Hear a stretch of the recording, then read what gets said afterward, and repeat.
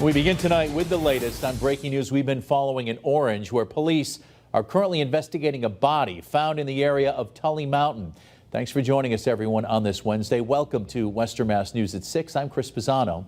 Western Mass News reporter Glenn Kittle joins us live in Franklin County with the latest on this investigation. Glenn. Yeah, Chris, the Orange Police Chief James Sullivan confirms that 2 hikers actually found that body just off of the Tully Mountain Trail. Now take a look at this video on the screen. This was a scene when we first arrived just around 2 p.m. Orange Police, Fire and Rescue responded alongside state police who are currently leading the investigation. First responders blocking off the Tully Mountain Trail's entrance.